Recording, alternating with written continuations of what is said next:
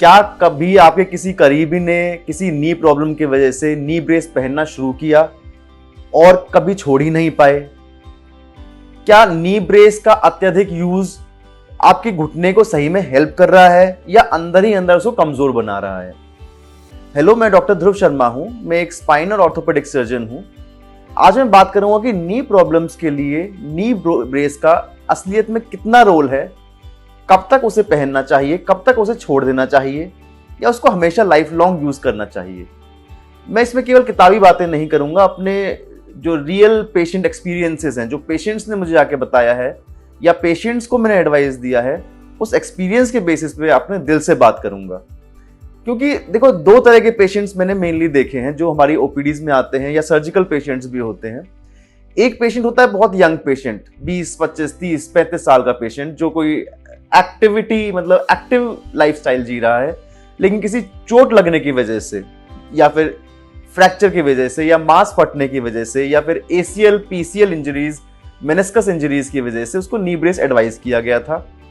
Surgery के तुरंत बाद नी ब्रेस एडवाइस कर दिया गया था। इवन सर्जरी से पहले भी वो नी ब्रेस यूज कर रहा था, लेकिन वो जल्दी से जल्दी नी ब्रेस को छोड़ना चाहता है, क्योंकि उसको जब नी ब्रेस पहन के चलता है, ये एक असली बात है कि जब नी ब्रेस पहन के इंसान चलता है तो उसको हर कदम मैकेनिकल लगता है, एक नकली सा कदम लगता है, तो वो जल्दी से जल्दी नी ब्रेस छोड़ना चाहता है।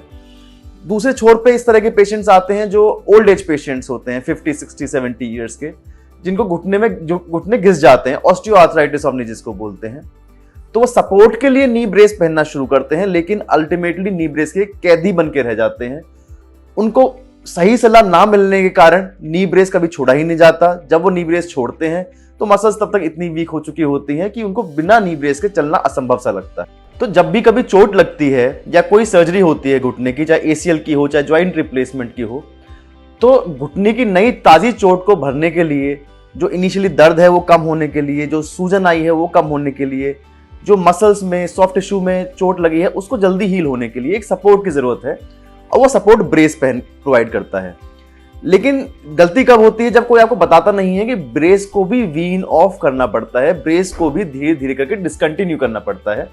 याद रहे, जो ब्रेस है इनिशियल फेज में आपकी मसल्स का काम करती हैं, क्योंकि एक्चुअली जो मसल्स हैं उनका काम है नी को सपोर्ट करना। जब आप ब्रेस पहन रहे हैं तो मसल्स डिकंडीशन हो रही हैं, मसल्स काम नहीं कर रही हैं, उसका काम ब्रेस कर रहा है, लेकिन ब्रेस मसल्स का रिप्लेसमेंट नहीं है। तो इसीलिए एक टाइम के बाद, चाहे वो सर्जरी हो चाहे चोट हो, एक टाइम के बाद ब्रेस को डिसकंटिन्यू करना बहुत जरूरी है। तो हम इसी बारे में हमने ब्रेकअप किया है कि कोई चोट लगने के बाद ब्रेस का इस्तेमाल कैसे किया जाए। अगर आपको एसीएल, पीसीएल, मेनिस्कस इंजरी हुई है तो, या फिर नी रिप्लेसमेंट हुआ है, तो ब्रेस का यूज कैसे किया जाए। अगर आपको ऑस्टियोआर्थराइटिस है, एल्डरली पेशेंट है, ऑस्टियोआर्थराइटिस हो रखा है, तो ब्रेस का इस्तेमाल कैसे किया जाए। तो आप ब्रेस के ट्रैप में कब सोचे कि फंस चुके हैं? अगर आप बिना ब्रेस के, आपका बैलेंस नहीं बनता है, आपका घुटना बकल हो जाता है, आप गिर जाते हो बिना ब्रेस के। बिना ब्रेस के आप जो एक्टिविटीज पहले कर लेते थे, मॉर्निंग वॉक या सीढ़ी चढ़ना उतरना, वो आपका दिमाग कहता है कि अब नहीं कर सकते, तो आप ब्रेस के ट्रैप में फंस चुके हैं। याद रखें, इमोशनली एंड साइकोलॉजिकली, लेकिन फिजिकली आप इस ब्रेस के ट्रैप से आराम से निकल सकते हैं। वो इस ब्रेस के ट्रैप से कैसे निकला जाता है? तो ब्रेस को कैसे छोड़ें? अगर कोई ट्रॉमेटिक कंडीशन है या फिर सर्जरी के बाद, ब्रेस जनरली 2 to 6 वीक्स के लिए रिक्वायर्ड होता है मेडिकल गाइडेंस के अंदर। जब ब्रेस छोड़ें तो तुरंत घुटने की एक्सरसाइज या फिजियोथेरेपी शुरू कर दें।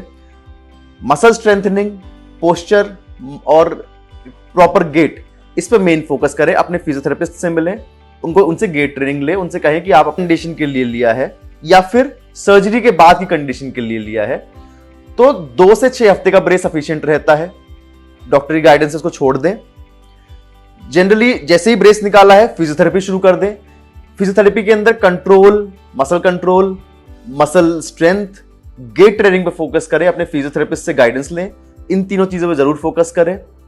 अगर आपने ब्रेस जो है ऑस्टियोआर्थराइटिस ऑफ नी या ऑफलोडिंग के लिए लिया है, तो ब्रेस जनरली आप 1 से 2 हफ्ते के बीच के अंदर ही छोड़ सकते हैं। साथ में जैसे ही ब्रेस यूज करना शुरू किया है, साइमल्टेनियसली फिजियोथेरेपी शुरू कर दें। मसल स्ट्रेंथनिंग और बैलेंस पे फोकस करें। ये थर्ड कंडीशन जिसके अंदर ऑस्टियोआर्थराइटिस या घुटने के दर्द के लिए ब्रेस लिया जाता है, डिजेनरेटिव कंडीशन के लिए, जो ओल्ड एज पेशेंट्स हैं, यही सबसे डेंजरस ग्रेव कंडीशन है जिसके अंदर इमोशनल और साइकोलॉजिकल डिपेंडेंस हो जाता है। तो इसका जो ब्रेस का यूज है वो भी डॉक्टर के प्रिस्क्रिप्शन से ही शुरू करें, फिजियोथेरेपिस्ट से जो है गाइडेंस लें और प्रॉपरली ब्रेस को बहुत ही कम टाइम के लिए पहने। मैं अपने पर्सनली पेशेंट्स को क्या कहता हूं, जब भी कोई घर में प्रोग्राम हो, मैरिज फंक्शन हो या किसी ट्रिप पे जाना हो या लॉन्ग ट्रैवल करना हो, उस ब्रेस का यूज तभी करें। ऑस्टियोआर्थराइटिस ऑफ नी के अंदर normal day to day activities के लिए, पार्क में जाने के लिए, सीढ़ी चढ़ने के लिए, उतरने के लिए कभी ब्रेस का इस्तेमाल ना करें। याद रहे, लॉन्ग टर्म ब्रेस यूज करता क्या है, ये मसल्स को, हैमस्ट्रिंग को, क्वाड्रिसेप्स को, मसल्स अराउंड द नी को वीक बनाता है। आपकी जो नी को बैलेंस करने की क्षमता है जिसको हम प्रोप्रियोसेप्शन बोलते हैं, उसको वीक बनाता है। आपके गेट को वो नेचुरल से अननेचुरल बना देता है।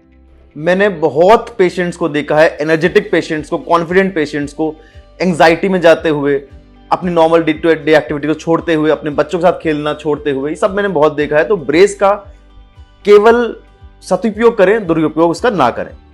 अगर आपका कोई यारा प्यारा कोई ब्रेस के स्ट्रैप में फंस चुका है तो उसके साथ ये वीडियो शेयर करें।